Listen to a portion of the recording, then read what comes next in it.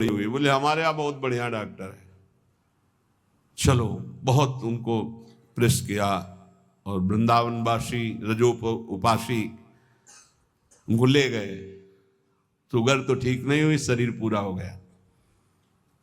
जब उस समय जाया करते तो जब सुना एकदम हक से हृदय में हुआ कि ये शिष्यजन ये प्रियता दिखा करके कैसा घाटा कर देते हैं साधु का, कैसा जीवन व्यर्थ बनाने की चेष्टा कर देते। अरे हम लोगों की निष्ठा है रजदानी में, हमारा शरीर यहां छूटे हमारी अंतिम आकांक्षा है, चूक ना हो जाए। कोई घड़ी कोई भी पल हमारा शरीर छूट सकता है, इसलिए हमें अपनी निष्ठा में रहना है। देखो इतना तो मान ही लो, निरंतर भगवदाकार वृत्ति होना बहुत कठिन बात है। वो किसी किसी में होती है, लाखों में किसी एक के। बातें बनाना अलग बात है।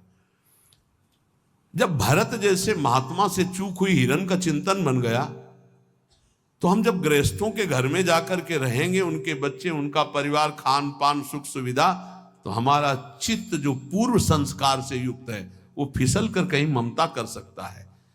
जब राज परिवार का त्याग किया भगवत प्रीति के लिए, तो हिरण के पुत्र में ममता हो गई, तो मनुष्य के पुत्र में, पुत्री में, संसार में ममता हो जाना कौन सी।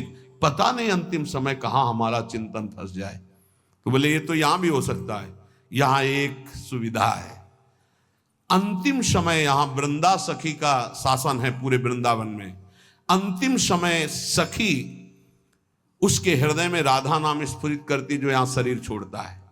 महत अपराधी, घोर वैष्णव अपराधी भी होगा तो उसका एक जन्म और होगा इसी रज में, किसी कीड़ा मकुड़ा जीव जंतुर भूत प्रेत जो भी, अगला जन्म उसे भगवत चरणारविंद में पहुंचा दिया जाएगा, क्योंकि उसे राधा नाम सुनाया जाएगा। यहां की बात, अनुभव छाती की बात कहता हूं। जिस समय यहां कोई शरीर छोड़ता है तो परम कृपालु प्रिया जी की सहचरियां राधा नाम सुनाती हैं। तो हमें इस बात पर विश्वास है कि अगर हमारा चिंतन भी बिगड़ रहा होगा और हम इस रज में शरीर छोड़ेंगे, तो श्री जी की सखियां हमारा चिंतन बना देंगी राधा नाम का। अंतिम लक्ष्य हमारा सुधर जाए, पूरे मनुष्य जीवन का परम लाभ हो जाएगा। धाम की आसक्ति बहुत बड़ी बात हो गई।